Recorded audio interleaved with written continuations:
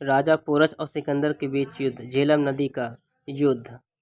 सिकंदर अपने पिता की मृत्यु के पश्चात अपने सौतेले व चचेरे भाइयों का कत्ल करने के बाद यूनान के मैसेडोनिया की सिंहासन पर बैठा था। अपनी महत्वाकांक्षाओं के कारण वो विश्व विजय को निकला। उसकी खास दुश्मनी ईरानियों से थी। सिकंदर ने ईरान पर फारसी राजा दारा को पराजित कर और उसके विश्व विजेता कहलाने लगा। वहीं से उनकी भूख बढ़ गई।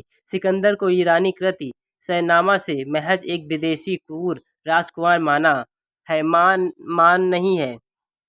गंधार तक्षशिला के राजा अम्बी ने सिकंदर से लड़ने के बजाय उसका भव्य स्वागत किया। अम्बी ने ऐसे इसलिए क्योंकि उसकी पौरस से शुद्धता थी और दूसरी ओर उसकी सहायता करने वाला कोई नहीं था। गंधार तक्षशिला के राजा अम्बी ने पोरस के खिलाफ सिकंदर की गुप्त रूप से सहायता की। सिकंदर ने पोरस के पास एक संदेश भिजवाया जिसमें उसने पोरस में सिकंदर के समक्ष समर्पण करने की बात लिखी थी। लेकिन पोरस एक महान योद्धा था। उसने सिकंदर की अधीनता अस्वीकार कर दी और युद्ध की तैयारी करने शुरू कर दी। जब सिकंदर हिंदुस्तान आया और झेलम नदी के समीप पोरस के साथ उसका संघर्ष हुआ, तब पोरस की खुसरहार का भरपूर समर्थन मिला। उस तरह पोरस को भव्य सवाल उपाधि का था और खुखाल जाति समूह का एक हिस्सा था। उसका शक्तिशाली नेता बन गया। सिकंदर और पोरस के बीच हुए युद्ध को ग्रीन कहते हैं। ये युद्ध माई 326 ईसा पूर्व में लगा गया था। सिकंदर की सेना में 50,000 पैदल सैनिक, 7,000 घुड़सवार तो वही पोरस के पास 20,000 पैदल सैनिक और 4,000 घुड़सवार, 4,000 रथ और 130 हाथी थे। सिकंदर अपने चुने हुए 11,000 अम्बी की सेना भारतीय और सिकंदर की सेना के यूनानी सैनिकों को लेकर झेलम की ओर चला था। इतिहासकार मानते हैं पुरु अपनी वीरता और हस्त सेना का विश्वास था, लेकिन उसने सिकंदर को झेलम नदी पार करने से नहीं रोका और यही उसकी भूल थी। लेकिन इतिहासकार ये नहीं मानते कि झेलम नदी के इस पार आने के बाद सिकंदर पूरी तरह फंस गया था, क्योंकि नदी पार उसके करने के बाद नदी में बाढ़ आ गई थी।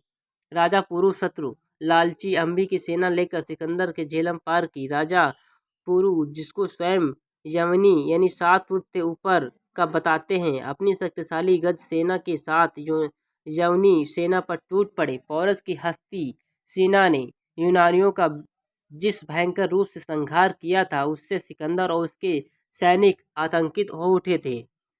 भारतीय के पास विदेशियों को मार भगाने की हर नागरिक की हड शक्तिशाली गज सेना के अलावा कुछ अनदेखे हथियार भी थे, जैसे कि 7 फुटा भाला, जिससे एक ही सैनिक कई सैनिक शत्रु को और घोड़े सहित घुड़सवार सैनिकों को भी मारा गिरा सकता था। इस युद्ध में पहले दिन ही सिकंदर की सेना को जमकर टक्कर मिली। सिकंदर की सेना के कई वीर सैनिक हताहत हुए। यवनी सरदारों को भय कांत होने के बावजूद सिकंदर अपने हट पर अड़ा रहा और अपनी विशाल अंगरक्षक और अंत प्रतिरक्षक टुकड़ी को लेकर वो बीच युद्ध में घुस गया। कोई भी भारतीय सेनापति हाथियों पर होने के कारण तक कोई खतरा नहीं हो सकता था। राजा की तो बात दूर है, राजा पुरुष के भाई अमर ने सिकंदर के घोड़े बुकीफल्ला को अपनी भाले से मार डाला और सिकंदर को जमीन पर गिरा दिया। ऐसा यूनानी सेना ने अपने सारे युद्ध काल में कभी नहीं होते हुए देखा था।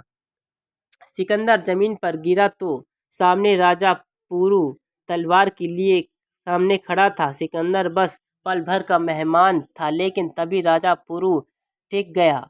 ये डर नहीं था कि बल्कि यह आश्चर्य आर्य राजा का छत्र धर्म था कि किसी निहत्थे राजा को यूं न मारा जाए।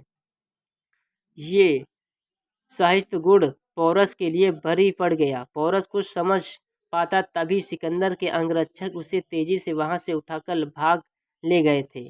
सिकंदर की सेना का मनोबल भी इसी तरह की युद्ध भूमि में टूट गया था और उसने नए अभियान के लिए आगे बढ़ने से इनकार कर दिया। सेना में विद्रोह की स्थिति पैदा हो रही थी, इसीलिए सिकंदर ने वापस आने का फैसला किया। झेलम के इस पार रसद और मदद भी कम होने लगी थी। मीलों का काफिला तय करने की आई सिकंदर की सेना अब लड़ना नहीं चाहती थी। कई सैनिक और घोड़े मारे गए थे। फिर सिकंदर मैसेडोनिया वापस चला गया। अगर आप हमारे चैनल पर नए तो चैनल को सब्सक्राइब करें, कमेंट करें, लाइक करें, शेयर करें, बेल आइकन दबाना ना भूलें।